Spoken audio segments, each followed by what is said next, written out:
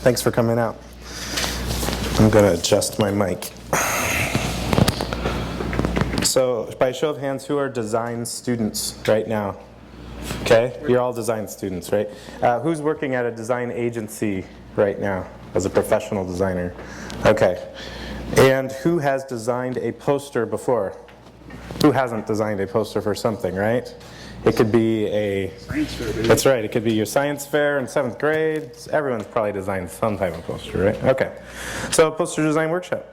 And if you want to use a hashtag, and if you're so inclined to tweet during class, because it helps you learn, which sometimes it does, you can use the GP design hashtag for gangplank design.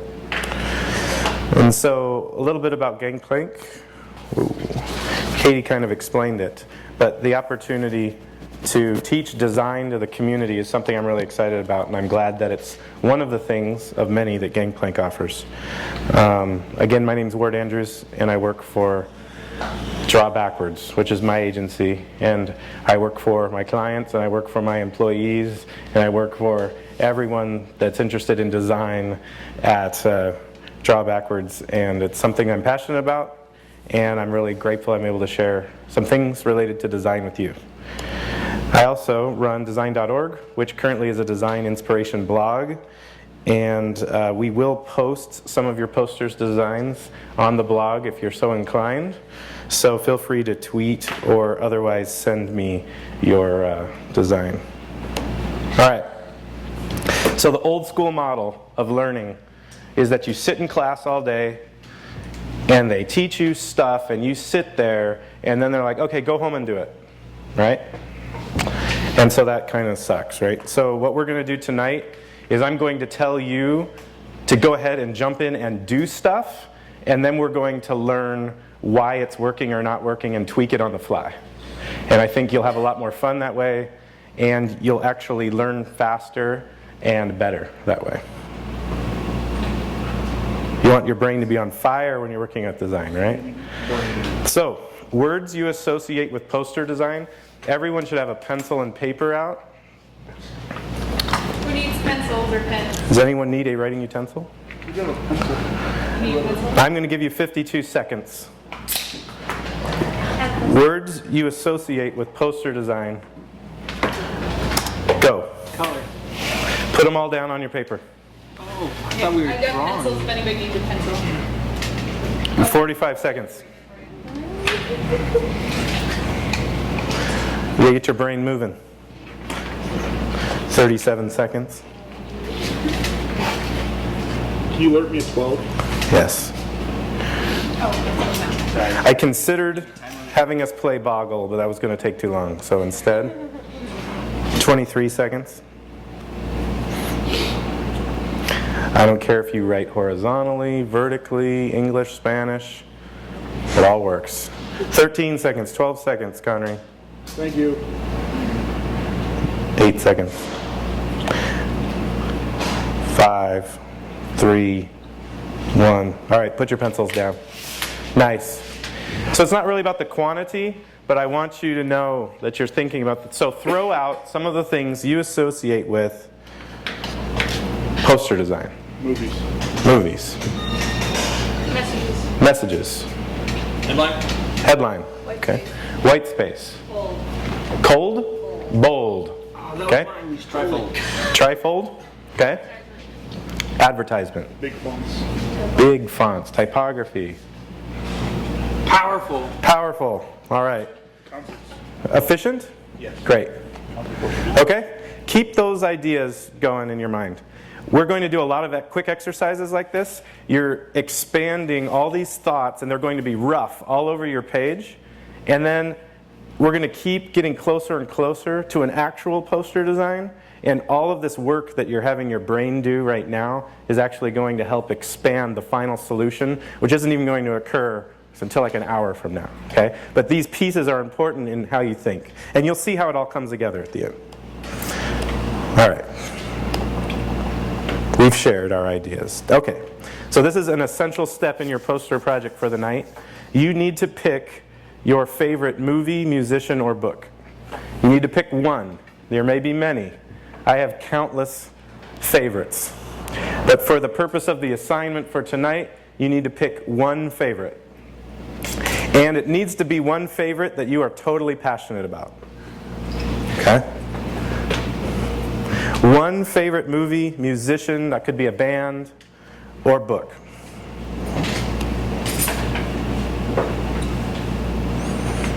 And now, has everyone selected one? Okay. So start thinking about this favorite of yours, this fave. And what is one thing, just write down one thing that makes your favorite great.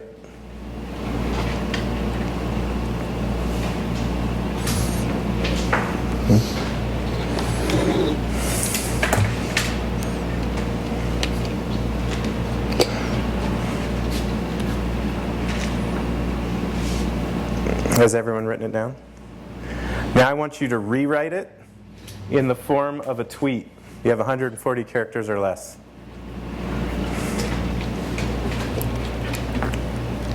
Just the one reason. Just one. Wait, for this gentleman just walked in. What is he supposed to be doing right now? Oh, hi, sorry. Did you, sorry, let me drop back a little bit here. Pick your favorite movie, musician, or book. This is the beginning. You're okay. Do it in a tweet, 140 or less. Now, some of you are so efficient that you wrote it like in one word the first time. And that's awesome, because that's where we're going. But some of you may have written a short novel, and we need to edit that down to its essence. All right, now rewrite it again, if you need to, in 5 words or less. Everyone's supposed to grab one word. Don't feel like you have to erase. You just keep writing, scratching out, keep moving forward. Does everyone have something in 5 words or less? Does anyone need more time? Okay. Without drawing, sorry, without using words, draw. You have 52 seconds. Draw why your favorite is so great. You can't use words.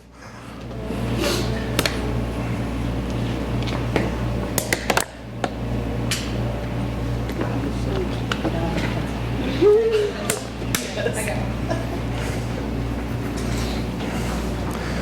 30 seconds. You see you're on a deadline and your client's already wondering why you haven't emailed the solution to them. And now you have 20 seconds.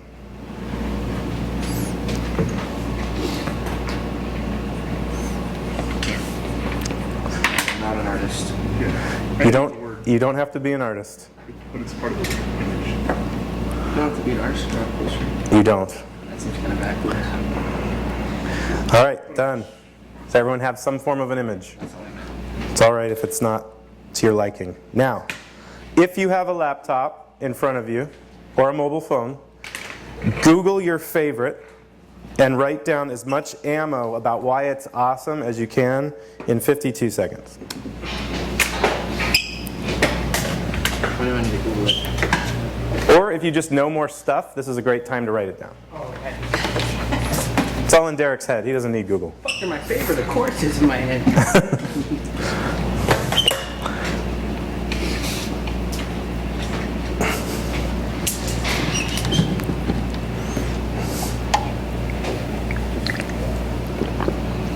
25 seconds.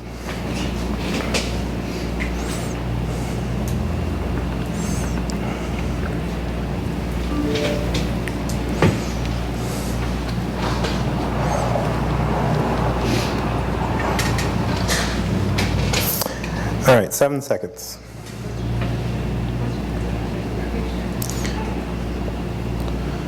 All right, and we're done. Okay, so now you're going to do your first poster, but what it really is it's a Post-it. So everybody gets one Post-it note.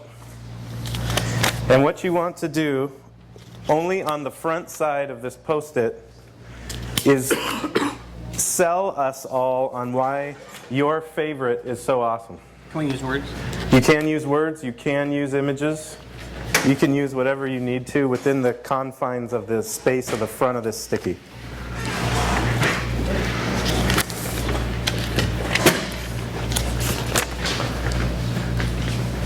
Pick your favorite band, book or movie, and we're going to be designing a poster about it. Okay, so who needs a sticky still? All right. So far we've written down some details quickly about why our favorite thing is so great. Now what we're doing, I haven't even started the clock. You guys get bonus time. You get 2 minutes and 12 seconds to convince others on that Post-it note why your one great favorite thing is so great. A tip, you may want to tell me what your favorite thing is. We've got seats up here if anybody needs it. We don't have to draw and have a shell anyone wants to rotate. That way you have to-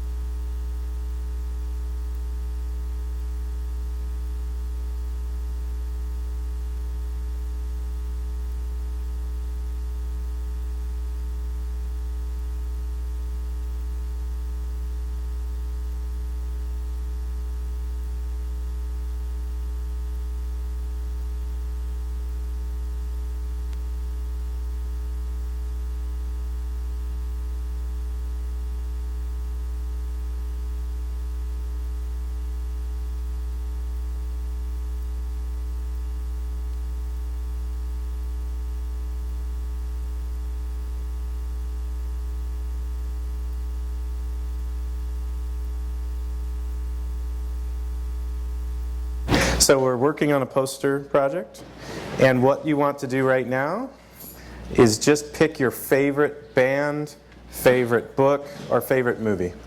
Or it could be an individual artist, like Michael Jackson. I could done Lady Gaga. You so sweet. All right, so the time's up, but for those that just walked in, take another minute or so to quickly jot down what's your favorite, how you're selling me on your favorite thing, selling all of us. If you have it done, if you can put it on that board, and then everyone else, take a look at everyone else's stickies and how they conveyed their one favorite thing to you. We're going to ask some questions about these stickies. So observe not only what you did, but what others did, and think about why they may have done what they did.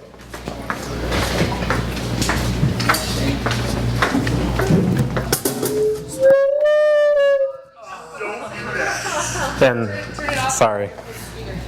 If you haven't signed into the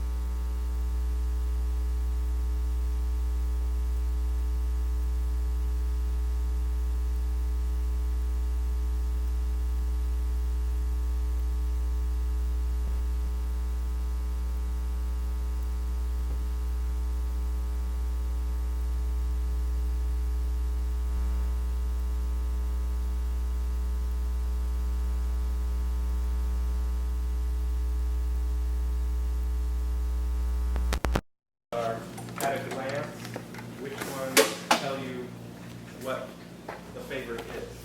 Which ones do you have to spend a lot of time looking at to figure out what the favorite is? Is that good or bad? You don't need to answer that right now, but just think about those things. Think about when someone's walking by the sticky and they keep walking, did they know what that mini poster was about or not? Did they get content, meaning were they able to understand what you were saying, and or did they get a feeling? And what was that feeling? So if there's a block of text, was the feeling of frustration that they couldn't read it all or didn't want to stop? Or was it a feeling of curiousness and wanting to grow closer to it and read it and figure out what it is? Did the image, if there was an image, draw someone in and then they read the rest? For example, I was looking at this cool illustration and then I looked at the rest. Some things I looked at the typography and the image and I knew what it was. Sometimes shapes and lines are used to convey feelings, and sometimes they aren't. Sometimes the size of type is used to draw someone in. Sometimes an image draws someone into text.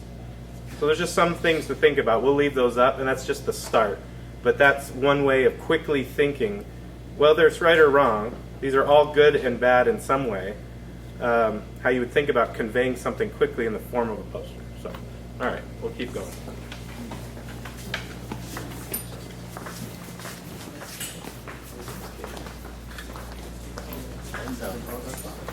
Cool.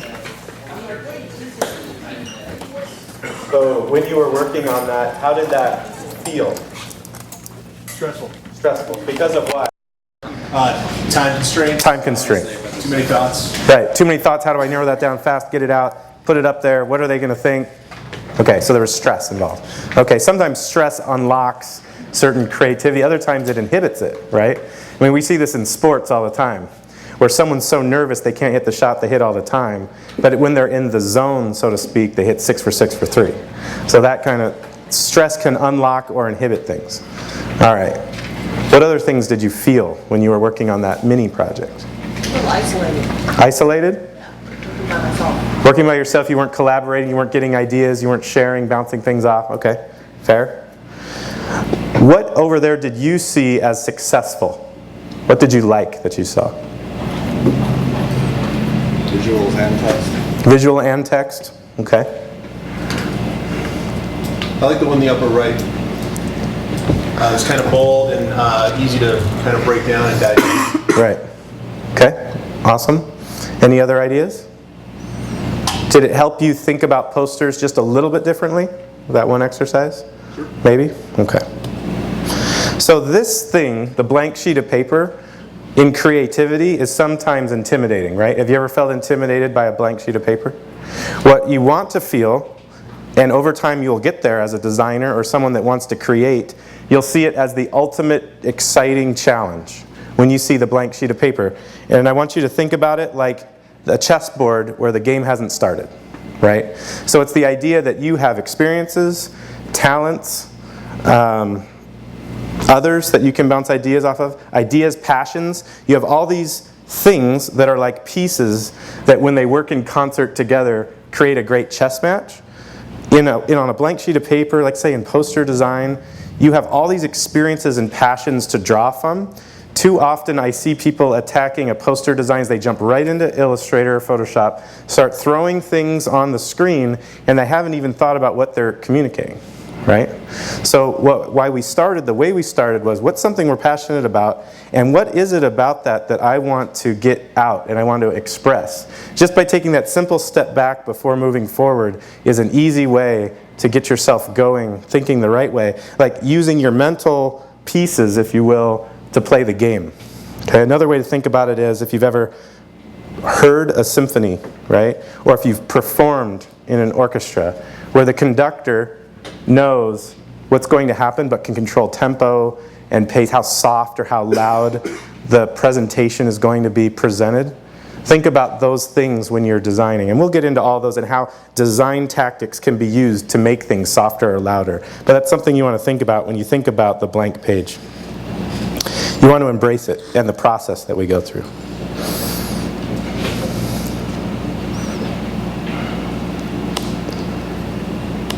Okay, so what makes an effective poster? Thoughts?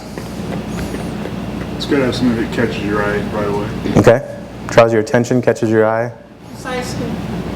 What? Concise. Yeah, concise, okay. Makes a point quickly. What else makes a effective poster? Makes a point. Makes a point. Okay, great. Here are some things that we use to do those things. Images, ideas, perspective, your point of view, words, and sometimes forgotten, purpose. And some people may say, well, it's just art. I just want to do an artistic poster. Great. The purpose is that you're expressing yourself creatively, and you're probably going to create an emotional impact in the person that sees the poster. Here's some other things that posters typically do. Helps to build a brand. Helps to raise awareness. Might be a fanboy banner, right? Educates, incites action, creates emotion. So you have your favorite, and we're going to do a more detailed design around your favorite. We'll get there, and there are going to be a lot of constraints around it, not as many as the sticky note. So think about your idea and how you want to convey it, and how that went, that initial exercise went, and look at what some masters have done in their poster design. Can anybody tell me some of the interesting things that are going on in this? Graphic devices, visual design? Yep. The swirl in the middle kind of directs us towards the middle image. Very good. Draws the eye in. Even though this is 2D graphics, it's still creating depth and a sense of vertigo. Okay, cool. One of my favorites is, and it's a little hard to tell because we're on a wobbly screen, but in the actual design, the red rectangle is off kilter. You can see it's tight there, more space there. It's actually brought in and kind of off, and then it's more straight there. So they actually tweaked the shape of the red there, kind of tilted it slightly. Do you think that typography can tell a story? How does type tell a story? Well, that's kind of like an arm, almost like an army-like font, and this is clearly a movie about two warring gangs. Yep. Even distress. This is one of the first times you'll see this type of distress. This is a long time ago that this was, well, relatively long time ago. So, yeah, it's a classic poster. Anatomy of a Murder. Okay, this is an album cover for a Pet Shop Boys single. This is from the early 80s. The idea of using irony and contradiction in things is another way to tell a story. The use of visual style by itself to convey the feeling of the music. Where lines and typography and shapes and colors are used to try to convey the feeling that the music has. These are two other album covers by Designers Republic. They did the orb work as well. And this is where they were pushing the idea further with Autekra and Sun Electric of trying to convey the sound visually. So they were actually processing images in Photoshop the way the sound was being processed in the music. So Autekra slices and dices and repeats and overlays, and they actually use that same process in this image to try to convey that sound through imagery. Okay. You might take subject matter, and over time, and for certain audiences, you may tweak things, right? So I think this is hilarious. Like, you don't really see this in the movie, but Luke's pretty buff right there. It's coming out of the 70s, right? We're talking 77. The re-release in 97 and how they changed the imagery, right? Still this idea of layering all these pieces of the narrative together. Han Solo, oh, yeah, he was pretty awesome in that movie. He wasn't even in the previous poster. But he kind of made that movie. Harrison Ford, in many ways, made that movie and made cheesy dialogue work well and did a lot of other things, right? And now he's primary when they re-pitched it and re-released it. And then a total change in style. Still making reference to that idea of collaging pieces together, but in a very different, dark way for episode 3. And then a total riff on the idea of Star Wars to convey completely different meaning. This is a series of posters about typography. May the force of typography be with you. And all of these characters are created out of letter forms.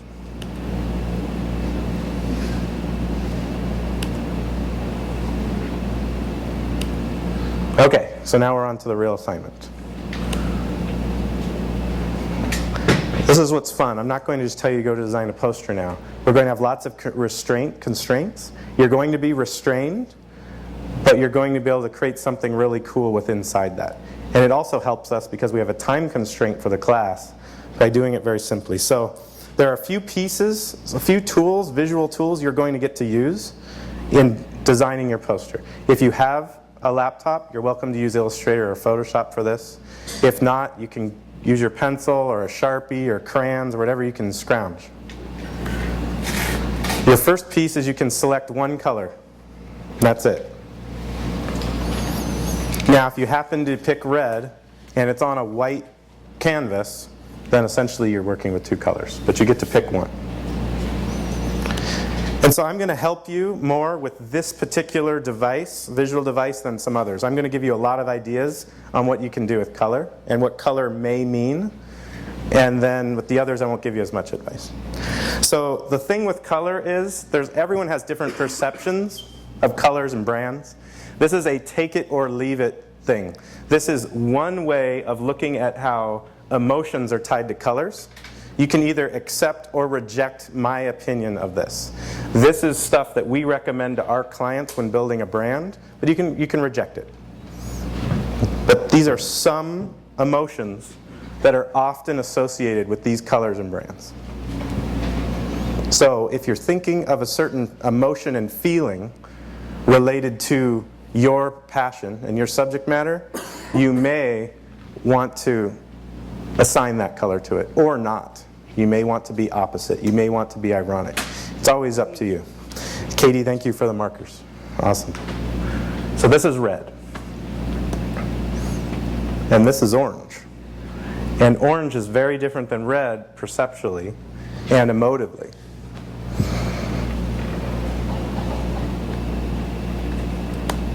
Yellow.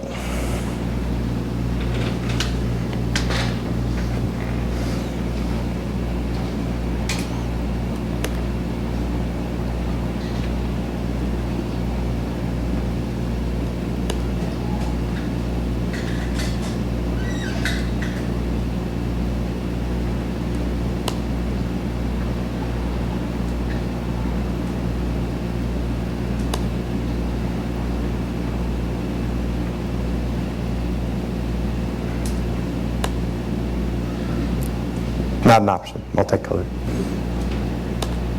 All right, so now you get to select a single typeface. I'm just going to have you pick one. And in selecting that typeface, consider two things about type. That there's readability and there's beauty. Try to pick a typeface that will allow you to use both. Now you may think, well, if I use Helvetica, how's that going to work exactly? Well, there's always different ways of cropping type to show off beautiful forms and curves. Don't think that a clean Swiss font doesn't have meaning associated with it, doesn't have beauty associated with it. Even though the intention of those designers was to strip out extraneous feelings and thoughts and get to something pure and modern, there's still aesthetics there that you can work with. Okay.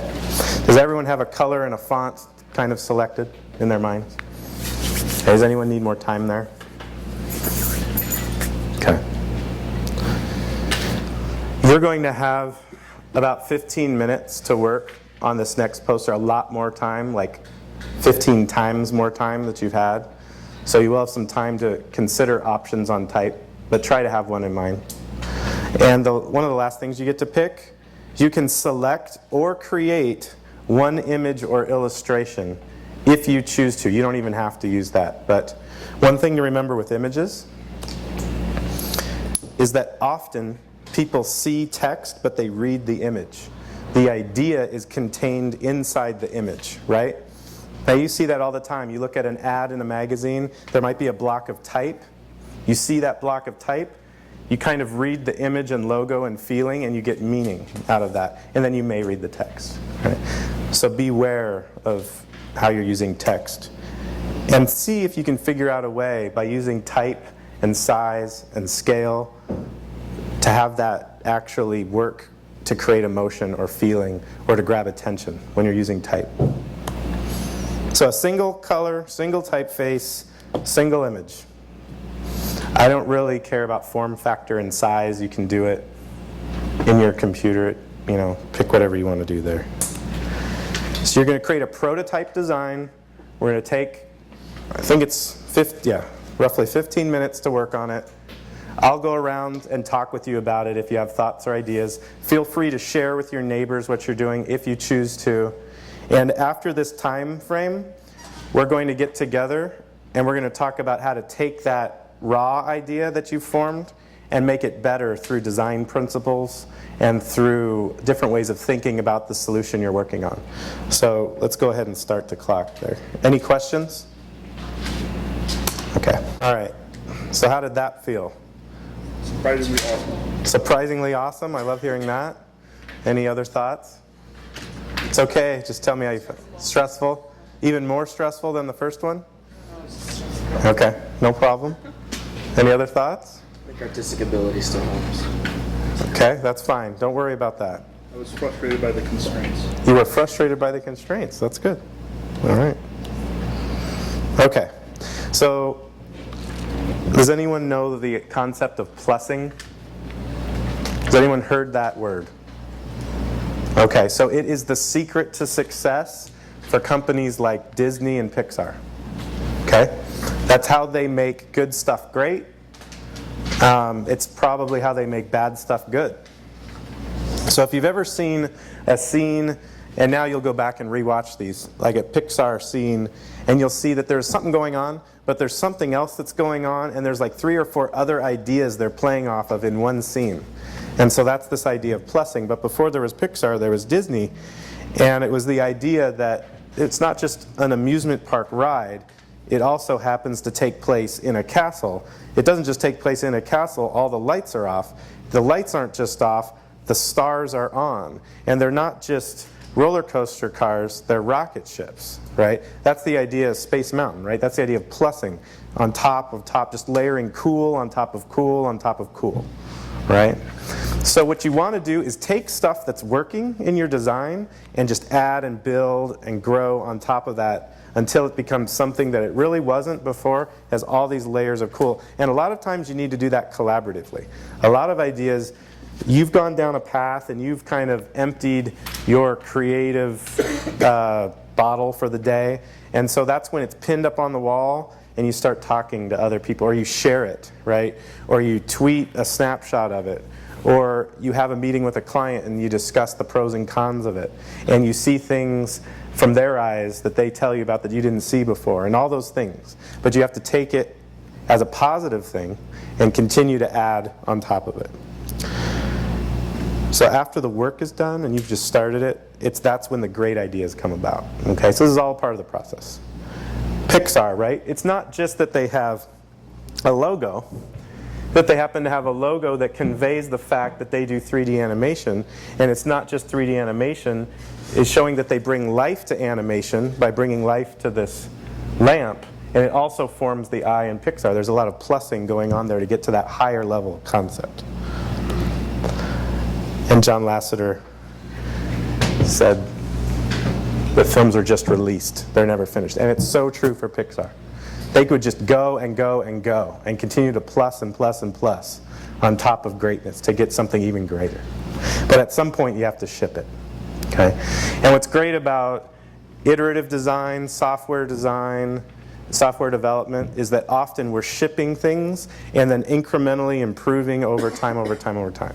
And I know that's how Integrum works, that's how 40 works, that's how Drawbackwards works. And by doing that, you get to something great, but you also ship something to get it in the field and to kind of feel it out. So how can you do that in a print design world, in a poster design world? Maybe, there's a lot of ways you could do it, but maybe you're just floating out quick posters on the street, seeing what people are doing with it, right? Maybe you're designing a poster for a band and you're putting up one iteration at a concert and seeing how fans react. Do they steal it? That's probably a good sign, right? And then you plus it and you add to it. So don't ever think of design as finished. Just think of it as a journey that's continuing to grow, right? Think about the way that Star Wars posters evolved, right? For a different age, a different audience, a different purpose, really.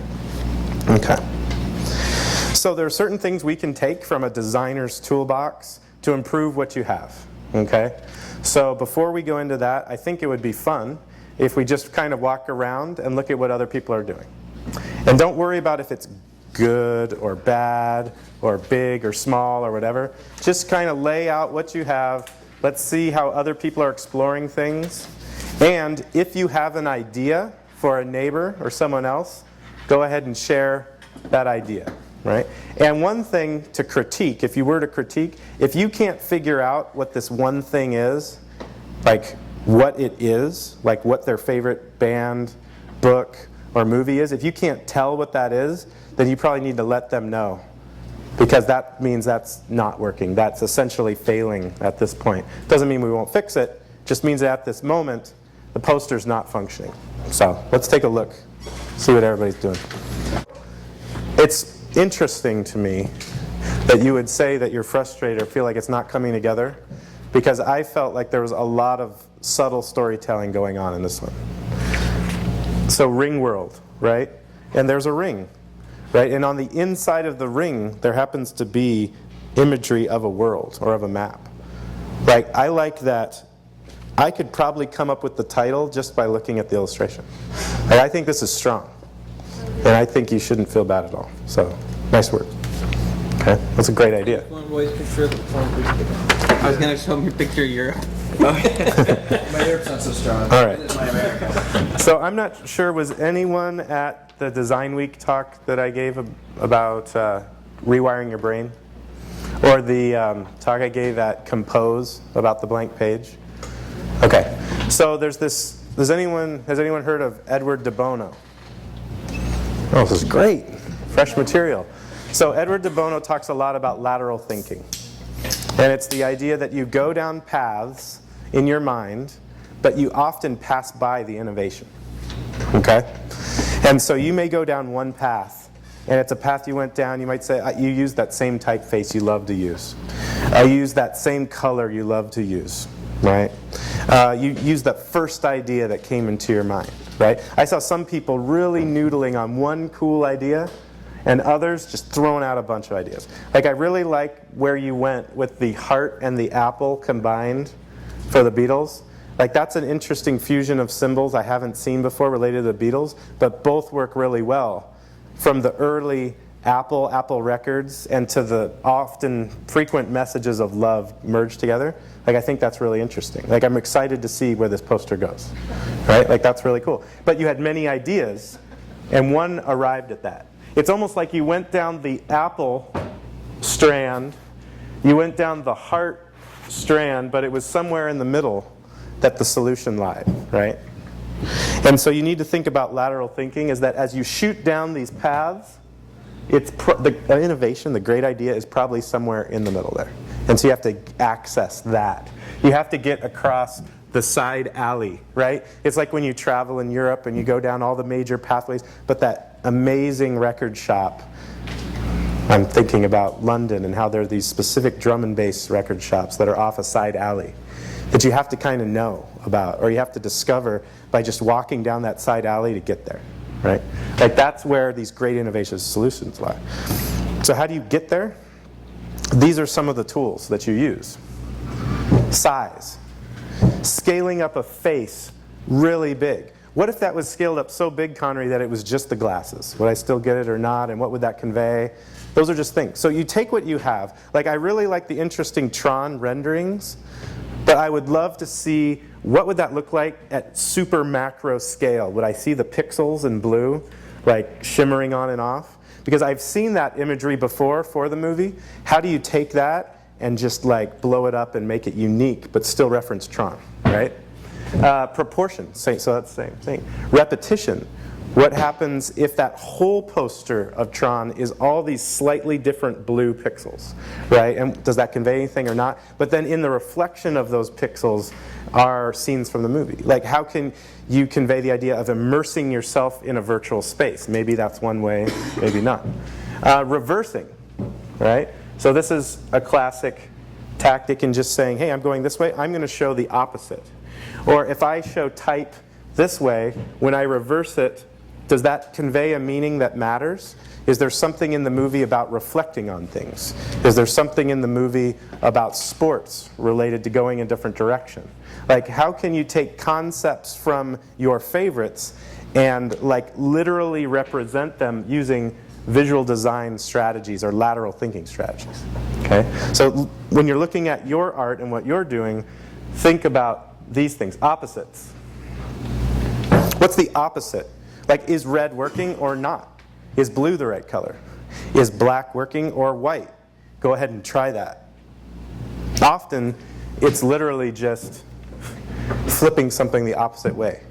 We were working on, it's not a poster, we were working on a user interface today, and we had done a largely black interface with white and green type. It was kind of hard on the eyes for someone that would use it all day long. We flipped it all to white, and it looked like every other app out there. And then we came up with this hybrid where it has this black frame, and then the specific data areas were in white, and it all kind of came together. But we had to like reverse opposites to get there, to figure out how it worked and why it worked. So that frequently happens in any type of visual design. Many and few, right? Is it many illustrations cobbled together, or is it one illustration that tells the story, right? Parody, right? What would Weird Al do, right? That's a classic lateral thinking move. Like, how would Weird Al rewrite this? How would he do it, right? Have you watched UHF? If you haven't, you should. You should stream it on Netflix tonight. Proximity, right?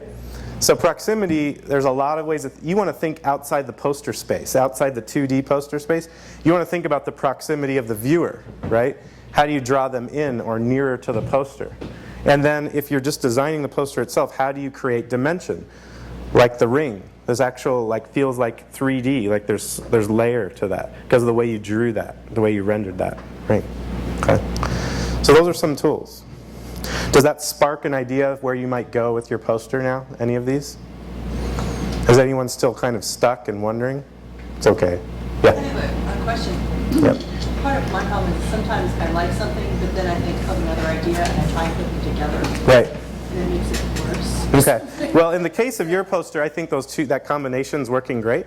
But I think frequently when you see poster series, it's a result of that, right? Like, I remember, I think it was Matrix Reloaded. They had so much awesome fashion in that movie. It was actually one of the best parts of that movie, unfortunately. That all the posters were all just the characters in their incredible outfits, right? And it was a whole series of like 6 posters, right? So I saw someone was doing The Matrix, and you were taking on that idea that they did. And it's one of the most signature, I'm not saying this correctly. Like, that is a very signature style that you see it immediately and you know it's The Matrix, right? Japanese, Indian character. And Yeah. Yeah, and the way they used it, like, that is a visual signature that is so unique to The Matrix. So it's an excellent tool to use, and they used it themselves in the poster. And so, in the original Matrix poster. So my challenge to you would be to say, how can you put a spin on that? Like, yes, that is an awesome visual signature to use, and even without reading the word matrix, I know matrix because I see that. So how can you now add another layer of meaning onto that conveys something even more, like about the storyline or about what the name of the movie is, some other thing that you can do. So maybe you can hide the word matrix in the characters. I mean, there's lots of things we could talk about there. Okay. So that was sort of the entry-level toolbox. And then now we'll talk about the advanced toolbox. And then we're really just going to open it for you to work on your poster tonight as ever long as you need to. We can talk about it as you're working on it. But I want you to use some of these principles to plus your design, to build it up, to make it better. Advanced toolbox. So it's this idea that you use uneven numbers in a arrangement, right?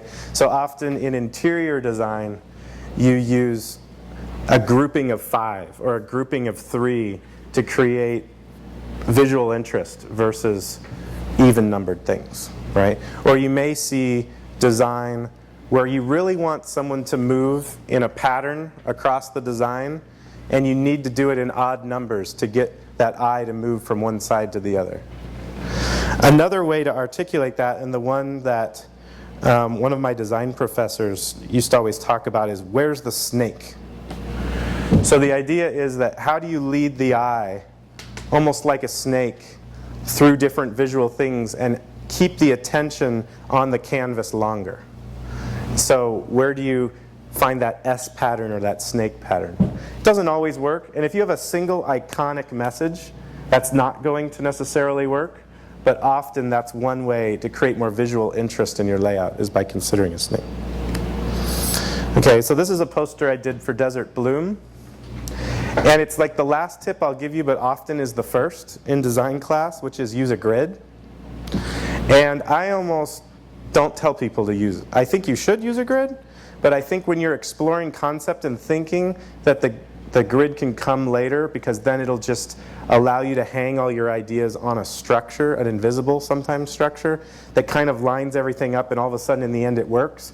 But sometimes if you start with that grid, you get obsessed with lining things up before you've really come up with your meaning and your concept. So I want you to always think about ideas and meaning first, and then how you hang it to a structure later. So in the case of Desert Bloom, just there was a simple underlying grid where I wanted to line certain things up that created order and structure. Some type was bigger and some was smaller because some things were more important than others. Positioning certain messages in certain places was of interest. And then I thought for fun it would be nice to expose part of the grid. So it might be hard to see, but part of the grid that lines up certain things is actually exposed. You can see the M and the 7 line up. There's another line here that lines up on the edge of the plus. And there's some other grid elements that are exposed. Just the idea of using an underlying grid to structure the chaos that you have going on your poster is often a good idea. So I want to give you time to keep going on your poster and then share your design ideas as you go. Question? Well, one thing I also noticed too is you've got kind of the 1/3, 2/3 thing going on there too. So Very good. Excellent. that I found is, when I first was doing this, is that it looked way too uniform if everything was all centered or Right. was evenly divided. Right. So an asymmetrical 2-to-1 ratio, and we could have a lot of design classes, and in the future hopefully there will be more, but that is one common 2-to-1 ratio, certain golden ratios. I could spend a whole class just on how to use different grids and ratios in design, but this is one way you could use a simple grid, use a 2-to-1. That's the first thing I learned when I started taking photos, is the rule of thirds. Yep, rule of thirds in photography, excellent. Yep, okay. So who feels they can improve their poster significantly right now? All right, go for it.